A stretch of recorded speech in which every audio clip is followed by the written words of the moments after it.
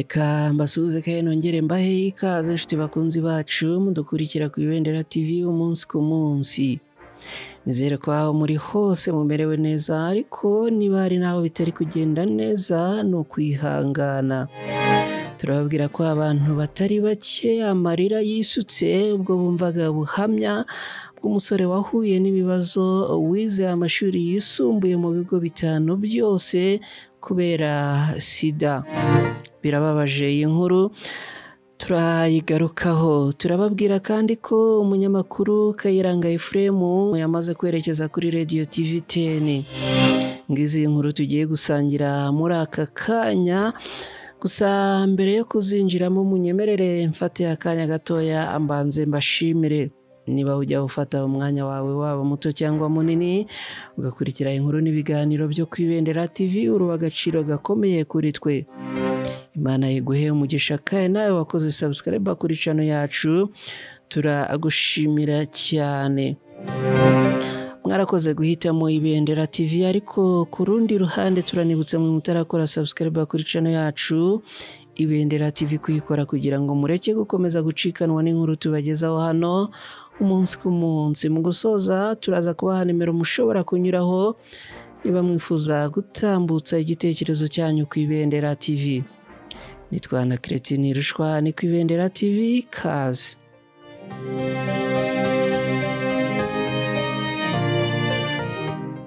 Afazari Jean Leonce ufite virusi itera sida avuga ko yagowe no kwiga amashuri yisumbuye kuko ngo yize mu bigo bitanu bitandukanye kubera kugorwa no gufata imiti igabanya ubwandu bwa virusi itera sida.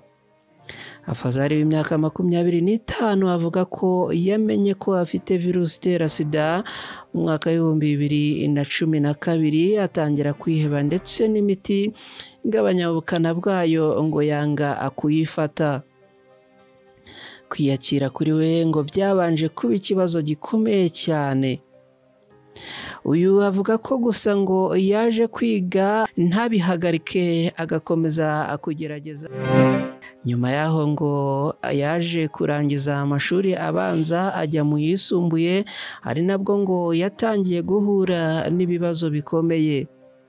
Agira ati nanze gufata imiti kuko numvaga n'ubundi itazambuza gupfa.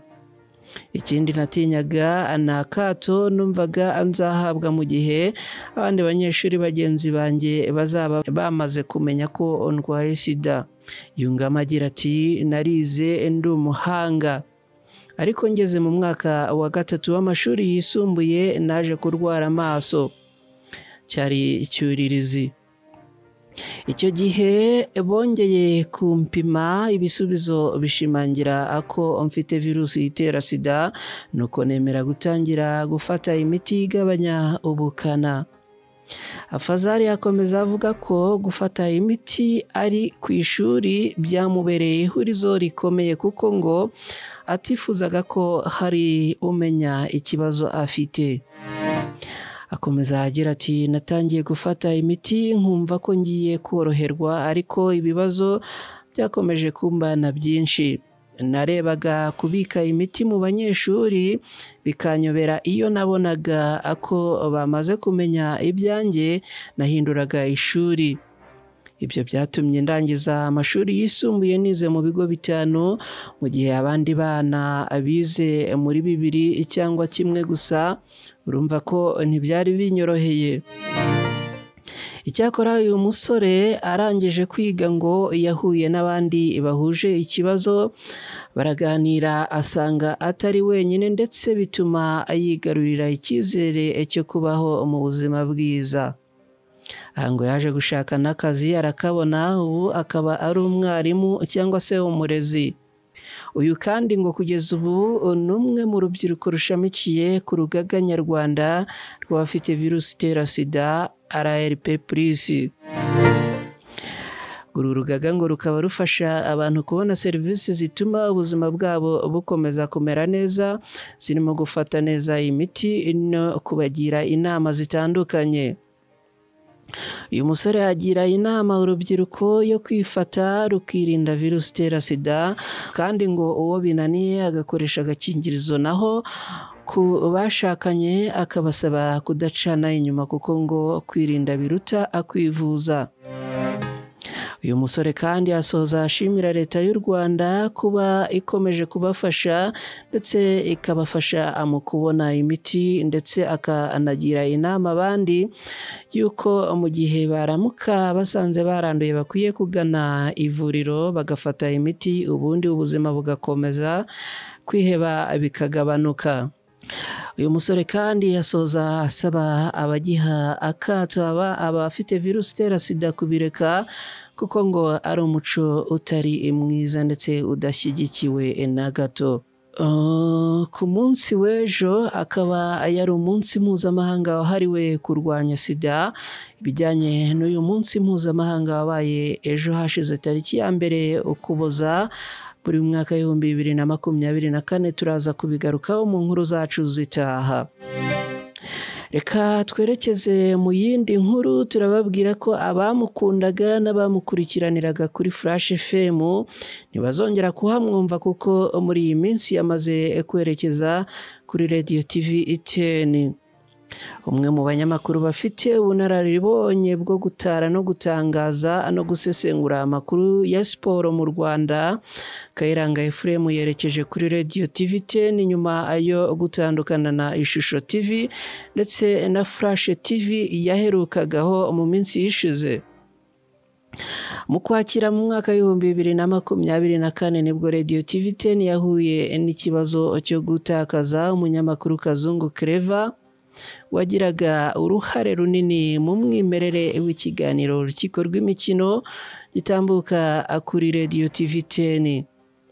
Akimara kugenda rero byari ngombwa ko hagomba gushakishwa ushobora kuziba icyuho gishobora kwigaragaza nyuma y'igenda rya Kazungu Clever. Ibisubizo bitandukanye rero uhereye ku banyamakuru bahasanzwe barimo umuyobozi wa radio Hitimana Claude, Kanyamahanga Jean Claude, Kanyizo, Ishimwe Adelaide, Niyonsenga Aime Augustin n'abandi, byaje kwerekeza kuri uyu umusore ni Kayiranga Ephraim. Impande zombi zikaba kugeza ubu zamaze kumvikana ndetse Kayiranga Ephraim akaba yamaze no gutangazwa nk'umunyamakuru mushya wiyongera ku bari bahasanzwe. Uyu umugabo agiye gukorera Radio TV 10 nyuma y'igihe gito ari ku Ishusho TV, yageze avuye kuri Radio TV 1 ndetse uyu mugabo akaba yaranakoze no kuri Radio Flash TV. Gusa yakoreye kuko yanyuze no kuri Authentic Radio ndetse na Flash FM, yamazeho imyaka 7. Uyu munyamakuru Kayiranga Ephraim agiye gukorana na Hitimana Claude basanzwe ari inshuti magara ndetse banakoranye imyaka 5 kuri Flash FM, aho bakoranaga umwe ukabona ko iyo bari mu kiganiro wumvaga umwe yuzuzanya n'undi. Bidatunguranye rero ko aba n'undi bashobora kuzahuza ndetse akabigendanamo neza kuri iki gitangazamakuru yamaze kwerekezaho. Tuganye ku musozo w'izi nkuru twabagezagaho. Turabashimira cyane mwe mubana natwe umunsi ku munsi. Ni mu nkuru n'ibiganiro bitandukanye tubategurira tukanabagezaho hano ku Ibendera TV. Turabasaba inkunga yo gukora subscribe kuri channel yacu, hanyuma mukanadufasha gusangiza izi nkuru inshuti zanyu zitandukanye, ubundi amakuru akagera kuri bose mu byiciro byose. Niba ushaka gutambutsa igitekerezo cyawe ku Ibendera TV ushobora kunyura kuri nimero ya telefone ikurikira, akamenyetso ko guteranya 250 79 17 00 Iyi nimero yakira ibitekerezo bitandukanye, hanyuma ubundi tukakwihamagarira mu gihe bibaye ngombwa. Nitwa na Cretin Hirushwa ni ku Ibendera TV. Tuganye ku musozo, mbashimira cyane mwe mubana natwe umunsi ku munsi, hanyuma rero mugire amahoro n'amahirwe, Imana ikomeze kubarinda.